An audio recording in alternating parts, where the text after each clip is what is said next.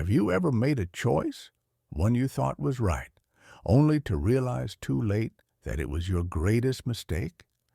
That's the story of Judas Iscariot.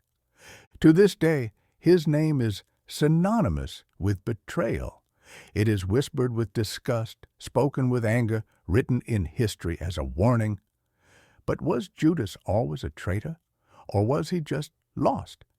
He was not an outsider. He was one of the 12, handpicked by Jesus, a disciple, a follower, a trusted friend.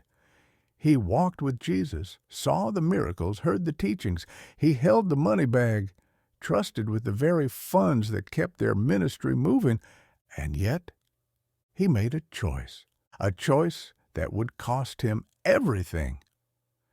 Judas came from Iscariot, a small town in modern-day Israel, a land still divided by war, faith, and power struggles. A land where alliances shift, betrayals run deep, and history is written in blood. In that land, one man made a deal that would echo for eternity. For 30 pieces of silver, the price of a slave, he sold the Son of God. But why? Was it greed? Disillusionment? A desperate attempt to force Jesus into action? Did he believe he was controlling the outcome, only to watch everything spiral beyond his grasp? Now, I ask you, have you ever felt like you were in control, only to watch everything slip through your fingers? Because Judas did. And by the time he realized the truth, it was too late. Judas was not a stranger to Jesus. He wasn't an outsider, a spy, a man lurking in the shadows, waiting for his chance to strike. He was chosen, handpicked. Jesus called him. Jesus trusted him. Judas Iscariot walked side by side with the Son of God. He ate at the same table. He listened to the same sermons. He saw the same miracles. When the blind received sight, Judas was there. When the lame stood up and walked, Judas was there. When Jesus fed 5,000 with a few loaves and fish, Judas held the basket filled with leftovers. He was not a villain from the start. In fact, he was given a role of great responsibility. Judas was the treasurer of the disciples. He held the money bag. This meant Jesus and the others trusted him to handle their resources. But while the others saw miracles, Judas saw money. He saw opportunity, wealth, influence.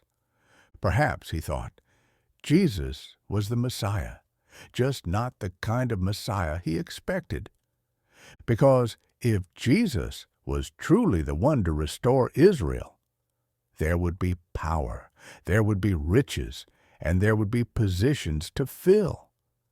Maybe, just maybe, Judas believed he was securing his future. And so the cracks began to form. The darkness had not yet taken him, but it was knocking at the door, and he was about to open it. Have you ever justified a bad decision, believing it was the right thing to do? Judas had always believed that following Jesus would lead to something great. But then Jesus started talking about death, about suffering, about being handed over, about a kingdom that wasn't of this world. This was not what Judas signed up for. He wanted power, victory, triumph, and Jesus was talking about defeat, surrender, dying. Then came the moment Judas could no longer hide what was inside him. A woman walked into the room, holding an alabaster jar filled with perfume worth a year's wages. She knelt at Jesus' feet, broke the jar, poured it over him, the room filled with the fragrance of her sacrifice. And Judas was furious. Why wasn't this perfume sold and the money given to the poor? But John, who watched it happen, reveals the truth. Judas didn't care about the poor. He cared about the money. He had been stealing from the disciples' funds all along. Maybe he thought no one noticed. Maybe he believed he deserved more. Or maybe, deep down, he had already made his choice. Have you ever convinced yourself you were doing something noble, when in reality it was selfish? Judas couldn't wait any longer. If Jesus wasn't going to take power for himself, then maybe Judas could force his hand. So he made the deal. He walked into the temple courts, where the chief priests and elders were already plotting. They hated Jesus. They feared him. They needed a way to stop him. And now, one of his own disciples stood before them with an offer. "What will you give me if I hand him over to you?" 30 pieces of silver, that's all. Not a fortune, not a kingdom, the price of a slave. And Judas took it. What was he thinking? Did he believe Jesus would escape? Did he think he was forcing Jesus to fight back? Or was it simply about the money? Either way, the deal was done, and there was no going back. Have you ever made a deal that seemed small, only to realize later it cost you everything?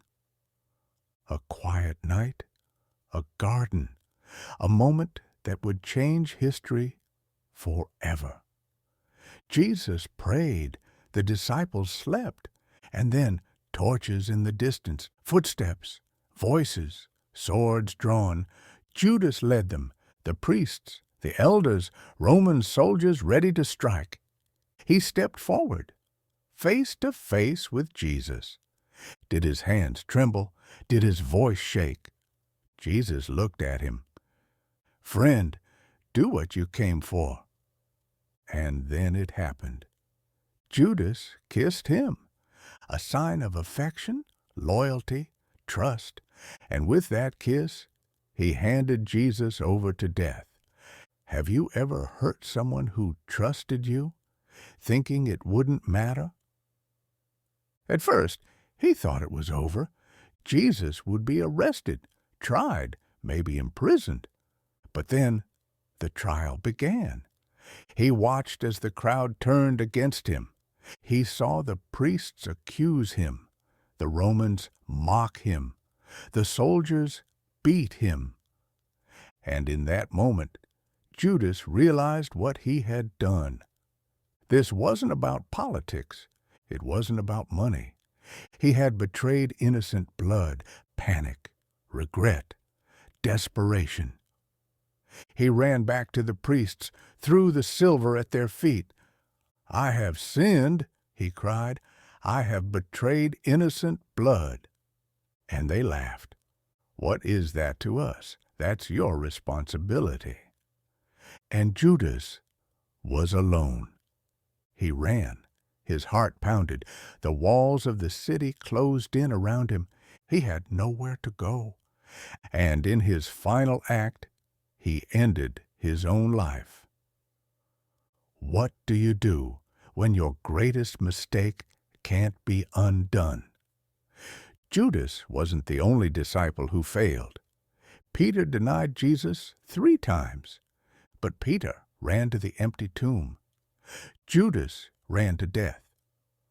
What if Judas had waited just 3 days? What if he had fallen at Jesus' feet after the resurrection instead of at the end of a rope? Would Jesus have forgiven him? Would the world have known him as something more than a traitor? But we will never know, because he gave up when redemption was just around the corner. Have you ever given up when salvation was closer than you thought? Judas's name became a curse, a warning, a symbol of betrayal. But his greatest mistake wasn't the betrayal itself. It was believing he was beyond forgiveness. Peter denied Jesus 3 times. Paul persecuted Christians hunted them down, watched them die.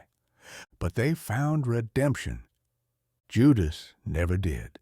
Not because he was too evil, not because his sin was too great, but because he never turned back.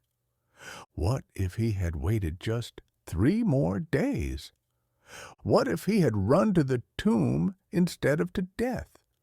What if he had stood before the risen Christ with tears instead of despair? Would Jesus have forgiven him? Would history have remembered Judas the redeemed instead of Judas the betrayer? But we will never know, because he gave up before grace could reach him.